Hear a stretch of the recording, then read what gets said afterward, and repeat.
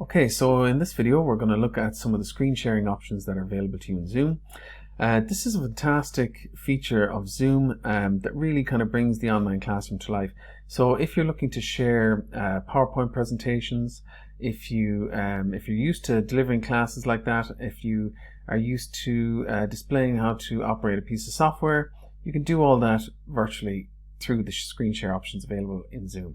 So what I'm going to do is I'm going to go ahead and click on the screen share button down here. We've looked at some of these other options already in previous videos. So we'll click on screen share and we'll see what options are available to us.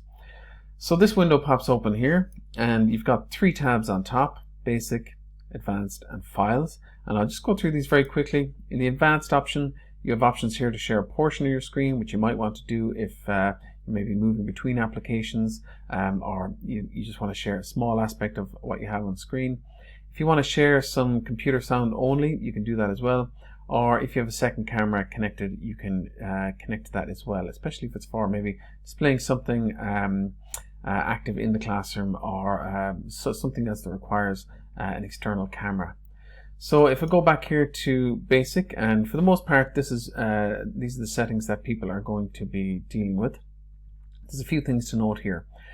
Top left hand corner here I have Desktop. So this option will allow me to share my entire desktop. So students will be able to see everything that goes on my desktop. So whatever applications I open, whatever tabs I open will be displayed. Again, practically it's probably more useful to share specific applications rather than sharing your entire desktop, because I suppose you never know when different notifications or things like that might pop up on your desktop, and this won't happen if you're directly sharing an application. So you have a whiteboard option as well. We'll come back to that in a minute. There's also the possibility here of sharing your iPhone or iPad screen. Now this can be, again, very useful for those of you that use that technology in your classes, or if you're dealing with students who are also working with software on iPads or iPhones. And this can be done very simply by connecting your iPhone or iPad via cable, and Zoom will directly connect to the screen of that device. So very handy tool. So what you can see here is I have two applications open. So again, if I have Google Chrome open or any other application, they'll all appear here. So I've previously opened a PowerPoint presentation. So if I want to share this with the class, I can simply click on this now and click share. A couple of things worth noting before I click on these is on the bottom of the screen here, we have share computer sound or optimize screen share for video clips. So depending on what's in your presentation, whether there's audio there or video, you may want to select these two options. It's important to note that if you are looking to share any video from your computer, whether it's your desktop or otherwise, you will need to click on share computer sound if audio is an element of what you're sharing. So I'm going to click on PowerPoint here and just click share.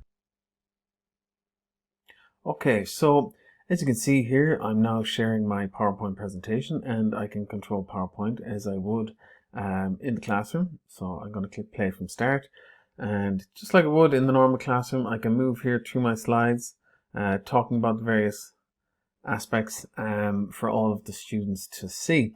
And as you can see here on my right hand side, I have my list of 2 volunteer students here.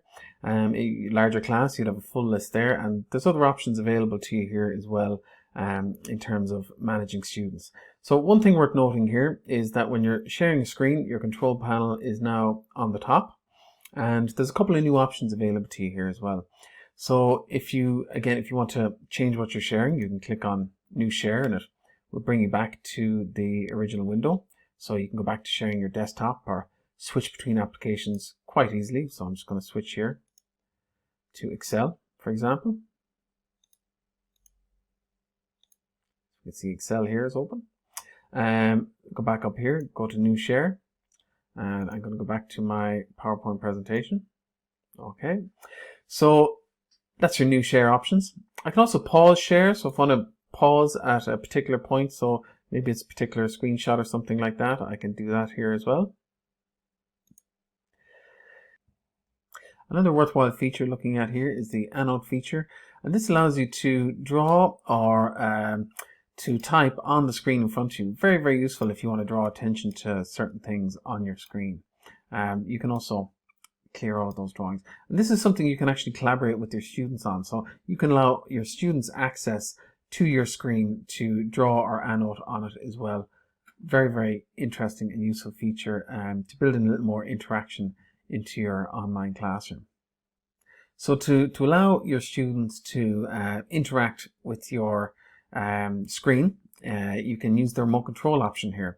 So if I click on this, you can see I can give mouse or keyboard control to one of my students. So I have a list of 2 students here. You could have a list of 20. What that'll allow them to do is to interact with what you've shared on screen as well. So very, very interesting and useful options. And just like the normal control panel, you would have a lot of the standard options here for recording, for opening up the chat room, for enabling or disabling various options here as well. Or if you'd forgotten earlier to share your computer sound or optimize your screen for a video clip, you can do that here as well. Okay, so one other option I'd like to show you here under sharing screen is the whiteboard option. So I'm just going to click on the share screen button below here. And as you can see, we also have a student who's joined us by video here just for this quick demonstration. And what I want to show you is one way that students can interact with your classes on Zoom. So we looked at that a little bit through the PowerPoint presentation. We're going to have a look at here is the interactive whiteboard. So I'm going to click on whiteboard and I'm going to click on share. So the first thing I'm going to do here is I'm going to maximize the whiteboard so it's filling the screen. Okay. And I just want to talk you through some of the options you can use here. You've got a control panel here for the whiteboard. I can add text. I can draw. I can free draw, or I can use various shapes. So a lot of basic tools that you would normally find on a digital whiteboard you can find here. Another really interesting thing is getting the students to interact. So what I'm going to do in this demonstration is I'm going to give remote control of the screen over to one of my students. So we can see my student here, Megs Morley, on the right hand side. So I click on remote control in the top control panel. If I just mouse up to the top of the screen, this control panel appears. If I click on remote control, I can see my list of students, and I'm just going to click on Megs Morley here. So once I've done that, Megs should be seeing a notification across her screen, giving her an option to control the screen. So Megs, if you want to go ahead, so Megs is now in control of the mouse, and she can type or she can add to that screen. Again, it's just another way of creating some level of interaction with your students using the whiteboard. So I'm just going to stop sharing there now. So I can take control of the mouse. It's good to know. I can take control of the mouse and I can just stop sharing. So that's the basic options available for screen sharing in Zoom.